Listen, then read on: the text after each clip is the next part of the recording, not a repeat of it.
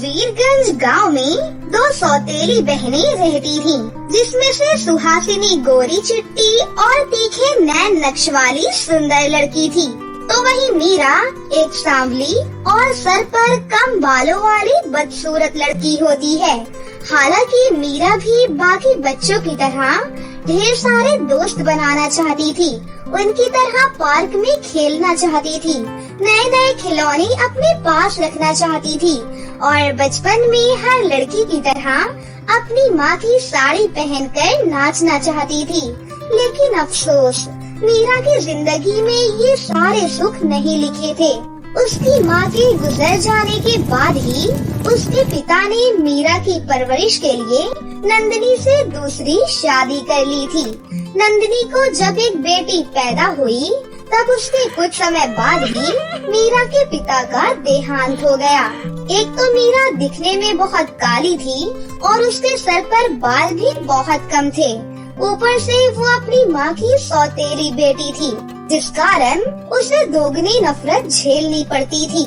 धीरे धीरे समय बीतता है और दोनों बहनें बड़ी हो जाती हैं, लेकिन हालात अब भी वैसे के वैसे ही थे।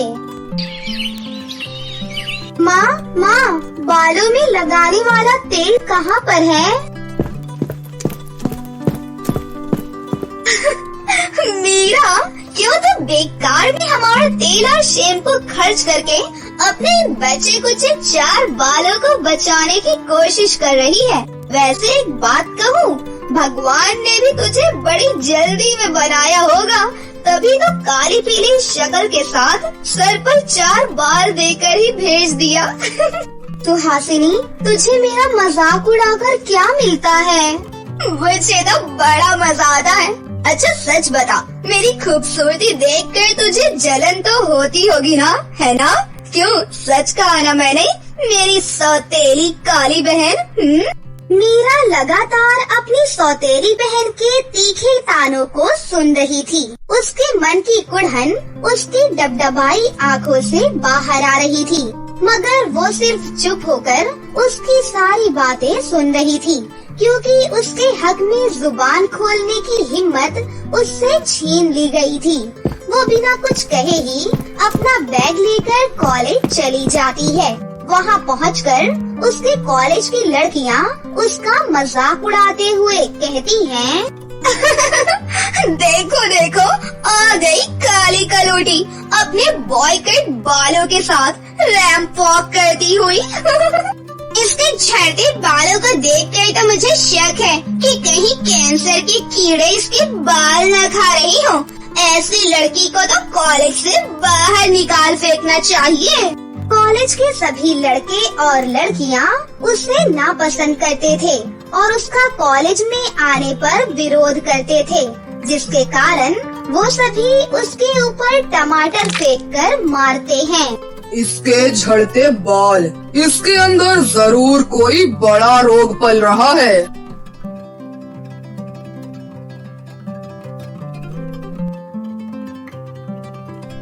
चल झूठी, तेरे ये झड़ते बाल, जरूर कोई तो रोग है तुझे। उसके बाद बेचारी मीरा उदास होकर घर वापस चली जाती है। अरे ओ काली चुड़ैल, ये लाल पीली होकर कहाँ से आ रही है? तभी सुहासिनी भी कॉलेज से घर वापस आ जाती है और कहती है, अरे माँ, मैंने सुना है कि इस काली कलूटी को कैंसर है, कैंसर। मैं तो कहती हूँ माँ, इसे घर से चलता करो, वरना ऐसा न हो कि इसका कैंसर का रोग हमें ही लग जाए। नहीं नहीं माँ, मुझे मत निकालो, आप लोगों के अलावा मेरा है ही कौन, मैं कहाँ जाऊँगी? कहीं भी जाकर मर, हमें क्या। वैसे भी इस बदसूरत शक्ल से और कम बालों के साथ कौन शादी करेगा तुझसे? जिंदगी भर हमारी छाती पर ही बोझ रहेगी। चल अब निकल यहाँ से। बिल्कुल सही कहा माँ आपने, इसे तो धक्के मार कर घर से बाहर करो।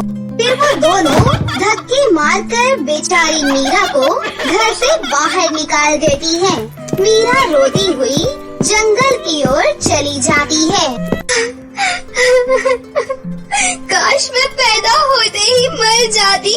ये काला रंग और कम बाल तो मेरे लिए श्राप बन गए हैं। हर कोई मुझसे नफरत करता है। आज कॉलेज में मुझ पर टमाटर से वार हुआ है। सौतेली माँ ने भी घर से बाहर निकाल दिया। कल को समाज वाले भी मेरा बहिष्कार कर देंगे। माँ, तुम कहाँ हो? क्या तुम्हें अपनी बेटी पर जरा भी दया नहीं आती? मेरा दुख क्यों नहीं देख पा रही हो तुम? मीरा का दुख उसकी आंखों से लगातार बह रहा था। सूरज ढलने के साथ ही अंधेरा छा जाता है और मीरा एक पेड़ के नीचे बैठी वहीं जंगल में ही सो जाती है। तभी वो खुद को ढेर सारे तारों के बीच आसमान में देखती है, जहाँ उसे अपनी मरी हुई माँ शारदा नजर आती है। माँ, आप अपनी बेटी को छोड़कर कहाँ चली गई थी? आप नहीं जानती कि वो सौतेली माँ और बहन मुझ पर कितना जुल्म करती है। ये दुनिया बहुत ही मतलबी और स्वार्थी है माँ। मुझे अब एक और पल भी यहाँ नहीं रहना। मुझे भी अपने साथ ले चलो। पल्लवी बेटा, मैं तुझे लेने नहीं बल्कि इस कमी को मिटाने आई हूँ जिसने तेरे इस मन को घेर रखा है। तभी शारदा के अंदर से एक तेज रोशनी उत्पन्न होती है और वो मीरा के अंदर जाकर समा जाती है। उस तेज रोशनी के मीरा में समाते ही उसके सर पर लंबे घने रेशमी बाल आ जाते हैं। साथ ही उसका रंग भी गोरा हो जाता है। अपने इस नए रूप में मीरा बेहद खूबसूरत लग रही थी। तभी शारदा उससे कहती है, मीरा, ये लंबे बाल अब तुम्हारा स्वाभिमान और श्रृंगार है और अब जब कभी भी तुम इनसे मदद मांगोगी तो ये बढ़ चढ़ कर तुम्हारी मदद करेंगे। अरे वाह, मेरे बाल तो सचमुच के लंबे बाल हो गए और मेरा रंग भी गोरा हो गया।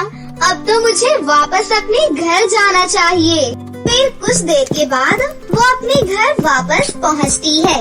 वहां पहुंचकर जैसे ही उसकी सौतेली माँ और बहन उसके लंबे घने बालों और गोरे रंग को देखती हैं, तो वो हैरान रह जाती हैं। माँ सुहासिनी, देखो मेरे बाल लंबे हो गए। कल रात जब मैं जंगल में सो रही थी तो मेरी माँ मेरे सपने में आई और उन्होंने अपनी शक्ति से मुझे ये जादुई बाल दिए हैं। क्या जादुई लंबे बाल? पहले तू हमें अपने इन जादुई बालों से कोई करामात करके दिखा तो ही यकीन होगा हमें। ऐ मेरे जादुई लंबे बाल, दिखा दे अपना कमाल। जैसे ही मीरा ऐसा कहती है तभी उसके बालों से एक रोशनी उत्पन्न होती है और उसमें से बहुत सारी नोटों की गड्डियाँ निकलने लगती हैं। अरे वाह, मेरी मीरा, मेरी बच्ची, मैं तो बेकार में ही तुझे खोटा सिक्का समझती थी लेकिन तू तो खजाना निकली। मेरी बच्ची इन बालों के साथ और गोरे रंग के साथ कितनी खूबसूरत लग रही है। नजर ना लगे मेरी लाडो को। अब बेटा, जो भी हुआ उसे भूल जा। देख, परिवार में तो ये सब चलता ही रहता है। अब तो तू यही रहेगी हमारे साथ। जादुई लंबे बालों के कारण अब मीरा को वो सभी सुख मिलने लगे जिसकी उसने मात्र कल्पना की थी। अब तो वो अपनी सौतेली माँ की चहेती बन चुकी थी और तो और अब वो अपने जादुई लंबे बालों से गरीब और मजबूर लोगों की मदद भी करने लगती है, जिससे सभी लोग उसे बहुत पसंद करने लगते हैं। उसके यहाँ अक्सर पीड़ित और दुखी लोगों का आना जाना लगा रहता, लेकिन मीरा किसी को भी खाली हाथ नहीं जाने देती और सबकी मदद करती थी। ये सब देखकर सुहासिनी को उससे बहुत जलन होती है। ये कल की काली कलूटी आज कितनी फेमस हो गई है। जब से इसके ये लंबे लंबे बाल आए हैं, इस महारानी के तो ठाठ ही बदल गए हैं। लेकिन आज रात मैं इसके लंबे बालों को ही काट दूंगी, तभी इसकी सारी हेकड़ी खत्म होगी। आधी रात को जब मीरा अपने कमरे में सो रही होती है तो सुहासिनी एक कैंची लेकर उसके बालों को काटने के लिए आती है, लेकिन जैसे ही वो उसके बालों को छूती है तो कैंची उल्टा उसी के बालों को काट देती है और वो पूरी तरह से गंजी हो जाती है, जिसे देखकर वो चिल्लाते हुए कहती है, मेरे बाल, ये क्या हो गया मेरे साथ? मैं तो गंजी हो गई। अरे क्या हो गया? ये आधी रात को कौन चिल्ला रहा है? अरे सुहासिनी, तेरे बाल, तू गंजी क्यों हो गई? पता नहीं माँ, मैं तो इस सौतेली बहन के बाल काटने आई थी, लेकिन कैंची अपने आप ही मेरे बालों पर चल गई। तो तुझे किसने कहा था इसके बालों को काटने के लिए? अब देख, तूने खुद ही अपने पैरों पर कुल्हाड़ी मार ली। सुहासिनी, काश तुम समझ पाती कि जलन सिर्फ नुकसान ही करती है।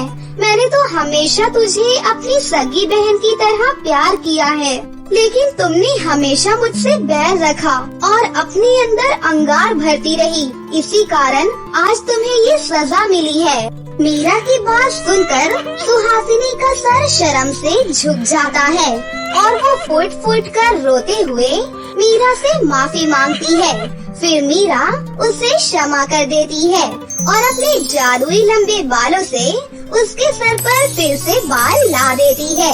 इसके बाद नंदिनी और सुहासिनी मीरा को खूब प्यार और सम्मान देने लगते हैं।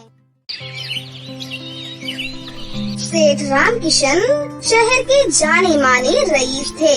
उनके बड़े बेटे सुरेश की शादी विनीता से हुई थी। छोटा बेटा रघु भी शादी लायक था, पर उसकी शादी में एक दिक्कत आ रही थी, जिसका समाधान लेकर आज पंडित जी घर पर आए हुए थे। चिंता की कोई बात नहीं है सेठ जी, लड़की बिल्कुल हमारे रघु के साथ मेल खाएगी। कद काठी भी रघु बेटा की तरह छोटी है। वो लोग भी अपनी बेटी सिंड्रेला के लिए छोटी हाइट का लड़का ही ढूंढ रहे थे। मंदिर में मेरी मोहन जी से बात हुई तो उन्होंने मुझे लड़के के लिए लिखवा दिया, तो मेरे दिमाग में सबसे पहले रघु का ही नाम आया था, तो सीधा यहाँ चला आया। अच्छा किया पंडित जी, मैं तो कब से आपको रघु के लिए कोई लड़की बताने के लिए कह ही रहा था। आप कह रहे हैं कि लड़की अच्छी है, तो हमें भी कोई दिक्कत नहीं है। तो देर किस बात की है? सुनो जी, हम कल ही लड़की देखने चलते हैं। सेठ जी, बस एक परेशानी है। कैसी परेशानी पंडित जी? लड़की वाले ज्यादा पैसे वाले नहीं हैं, पर बहुत ही शरीफ हैं, खानदानी हैं। पंडित जी, हमें इस बात से कोई भी मतलब नहीं है कि लड़की के परिवार वाले ज्यादा अमीर नहीं हैं, बस लड़की अच्छी होनी चाहिए। और फिर रघु के लिए कब से हम लड़की के लिए ही तो परेशान थे। रघु की हाइट कम है, उसे लेकर हम बहुत चिंता में थे। अगर अच्छी लड़की मिल रही है तो हम ये रिश्ता हाथ से नहीं जाने देंगे। मैं और सेठानी कल ही लड़की को देखने जाएंगे। तब ठीक है सेठ जी, मैं लड़की वालों को ये बात कह देता हूँ। पंडित जी बात पक्की करके चले जाते हैं। तभी विनीता अपने पति से कहती है, सुनो जी, सुना तुमने? रघु भैया की शादी एक गरीब परिवार में होने जा रही है। पता नहीं माँ बाबूजी को क्या हो गया है। घर की इज्जत की कोई चिंता ही नहीं है। विनीता, माँ बाबूजी ठीक कह रहे हैं। तुम जानती हो ना, रघु बचपन से ही बौना है। उसके लिए बौनी लड़की मिलना बहुत मुश्किल है। अब जो मिल रही है वही ठीक है। पंडित जी का बताया हुआ रिश्ता सेठ और सेठानी को पसंद आ जाता है और सिंड्रेला उनके घर में बहू बनकर आ जाती है। सिंड्रेला कद में भले ही छोटी थी, पर देखने में वो बहुत सुंदर थी। साथ ही उसके लंबे घने बाल उसकी सुंदरता को और निखारते थे। रघु और सिंड्रेला एक दूसरे का साथ पाकर बहुत खुश थे। माँ, बाबूजी, मैं सिंड्रेला को अपनी कपड़ा मिल दिखाने ले जा रहा था। हाँ हाँ बेटा, जरूर जाओ। आखिर बहू को भी अपने घर और व्यवसाय का पता होना चाहिए। दिखा लाओ। मुझे तो तुम आज तक नहीं लेकर गए। ये कल की आई लड़की सही है। देवर जी उसे अपनी कपड़ा मिल दिखाने ले जा रहे हैं। विनीता, मैंने तुम्हें कितनी बार तो बोला है, तुम खुद ही टाल देती हो। सिंड्रेला बहू, तुम्हारे बाल सचमुच बहुत सुंदर हैं, जो तुम्हारी सुंदरता को 4 चांद लगाते हैं। सच में तुम्हारे आ जाने से ऐसा लगता है जैसे घर में रौनक आ गई है। बहू, वो पीली वाली साड़ी पहनना, वो तुम पर बहुत अच्छी लगेगी। मैंने तुम्हारे लिए खास दुकानदार से मंगवाई है। और ये लो सोने का सेट, उस साड़ी के साथ बहुत अच्छा लगेगा। पहली बार हमारी फैक्ट्री जा रही हो तो सब लोग मिलते हैं। आखिर उन्हें भी तो पता चले कि हमारी नई बहू हम लाखों में एक ढूंढ कर लाए हैं। थैंक यू माँ जी, thank you so much. Cinderella को सबके साथ घर में घुलता मिलता देखकर विनीता उससे जलने लगती है। इस सिंड्रेला का तो कुछ करना ही होगा। ये बॉनी बहुत तेज है। अगर मैं इसके बाल खराब कर दूं, तो ये बिल्कुल भी सुंदर नहीं रहेगी। हाँ, मैं इसके बाल खराब कर दूंगी। फिर क्या था, एक शाम जब सिंड्रेला सो रही थी तो चोरी से विनीता ने उसके बालों में एक ऐसा पदार्थ लगा दिया जिससे सिंड्रेला के बाल आपस में चिपक गए और किसी भी इलाज, किसी भी शैम्पू से वो बाल ठीक नहीं हुए। आखिर में सिंड्रेला को अपने सारे बाल उतरवाने पड़े। माँ जी, मेरे बाल बहुत सुंदर थे। पता नहीं मेरे बालों में वो चिपकन कैसे लग गई, जिससे मेरे सारे बाल चिपक गए और वो ठीक ही नहीं हुए। मैं कब तक ऐसे रहूंगी? मन छोटा मत करो बहू, कुछ दिनों में तुम्हारे बाल दोबारा लौट आएंगे। थोड़ा समय लगेगा। जितनी मर्जी कोशिश कर ले, तेरे बाल कभी भी वापस नहीं आएंगे। फिर विनीता की बात सच हुई। जैसा विनीता ने सोचा था बिल्कुल वैसा ही हुआ। सिंड्रेला के बाल वापस नहीं आ रहे थे। एक दिन सिंड्रेला परेशानी की हालत में अपने घर की छत पर बैठी थी।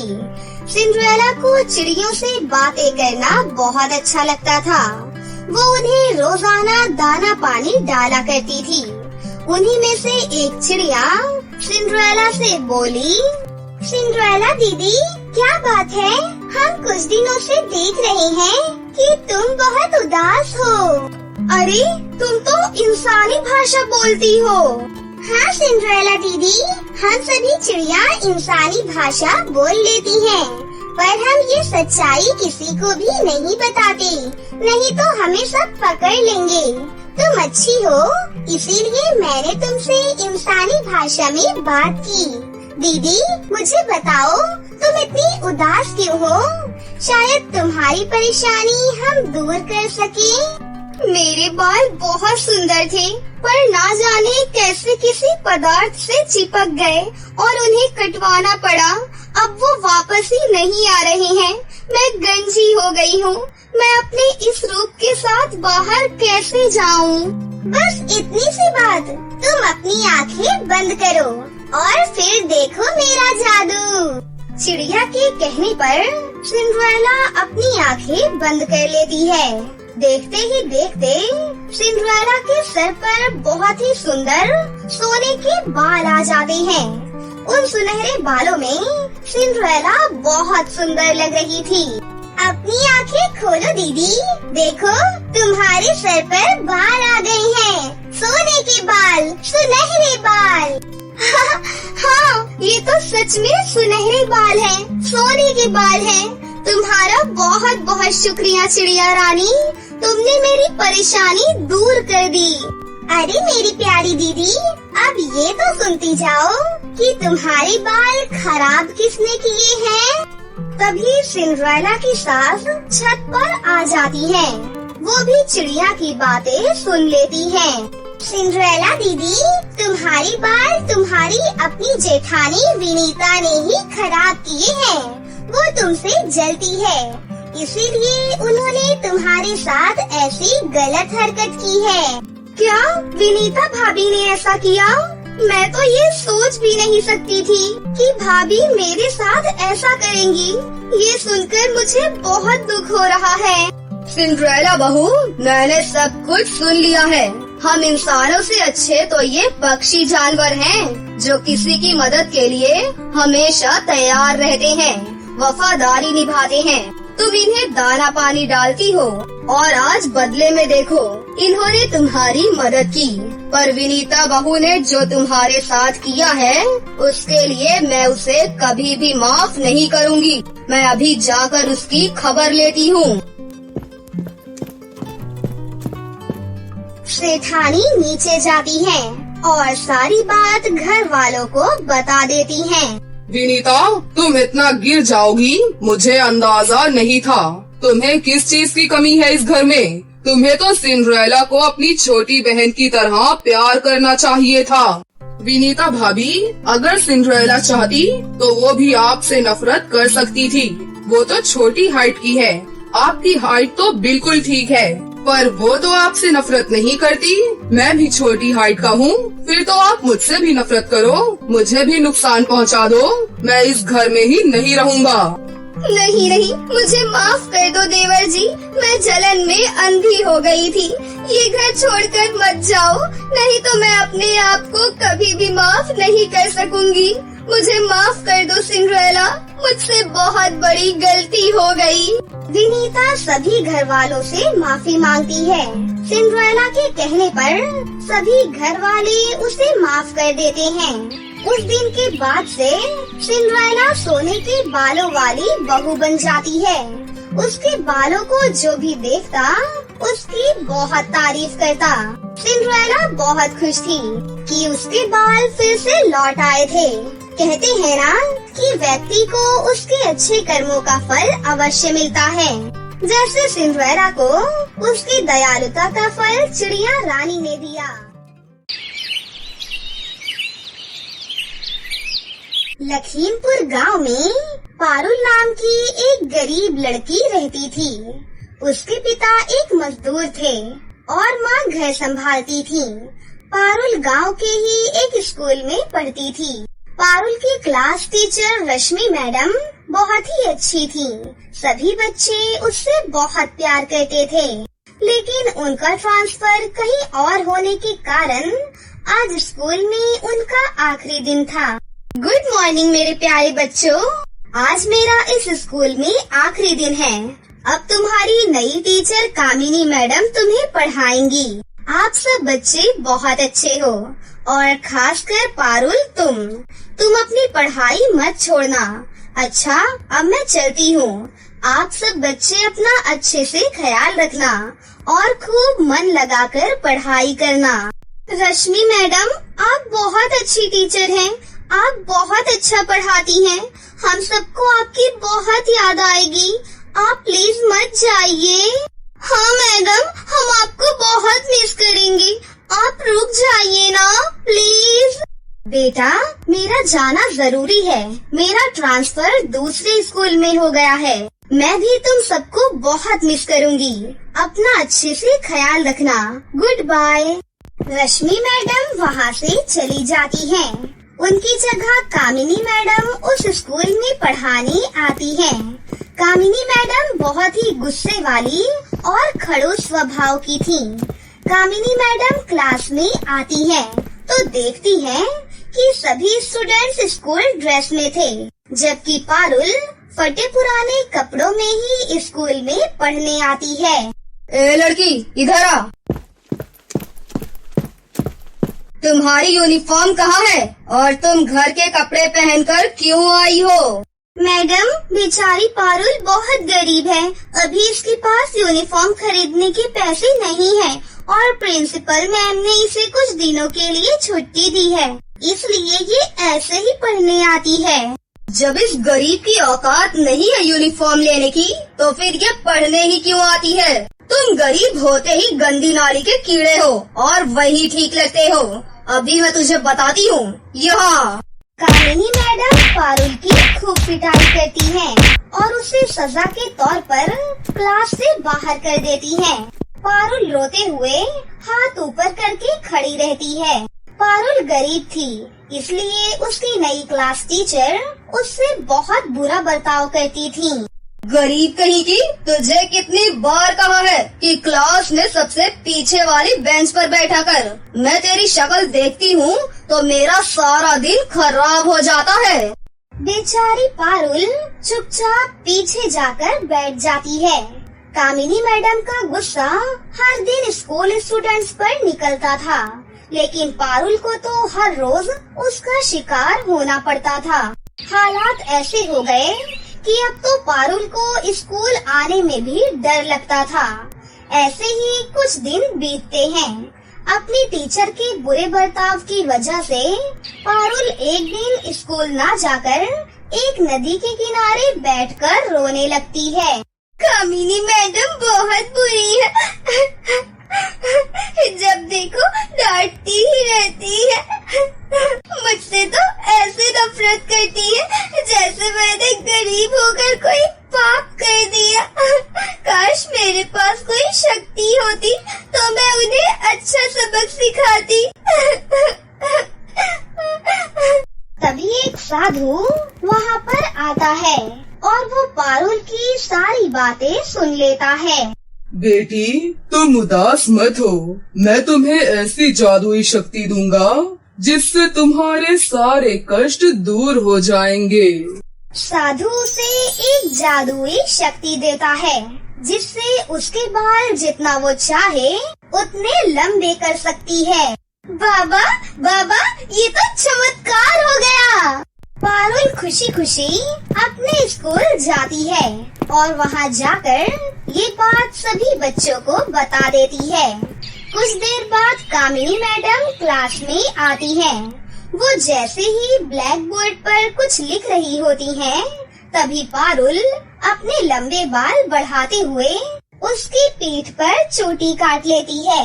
कामिनी मैडम पीछे मुड़कर देखती हैं। फिर वो ब्लैक बोर्ड की तरफ देखकर पढ़ाने लगती हैं। कुछ देर बाद पारुल फिर से उनकी पीठ पर चोटी काट लेती है। लगता है कपड़ों पर चींटी चढ़ गई है। उफ, अब मुझसे तो और नहीं पढ़ाया जाता। ऐसा करती हूँ, आज कुर्सी पर बैठकर आराम करती हूँ। वैसे भी इन गरीबों ने कौन सा पढ़ लिख कर कलेक्टर बन जाना है। पारुल की इस हरकत को देख सभी बच्चे मन ही मन मुस्कुरा रहे थे। फिर मैडम टेबल की तरफ देखकर कहती हैं, ओफो, ये मेरा टेबल कितना गंदा है। ए गरीब लड़की, चल इधर आ और इसे जल्दी से साफ कर। जी मैडम, लेकिन उसके लिए मुझे वहाँ आने की जरूरत नहीं है। तभी पारुल अपने बाल बढ़ाती है और टेबल तक ले जाती है और क्लास में सबसे लास्ट बेंच पर बैठे बैठे ही टेबल को साफ कर देती है। उसके लंबे बालों को देखकर कामिनी मैडम डर जाती हैं। ये क्या है?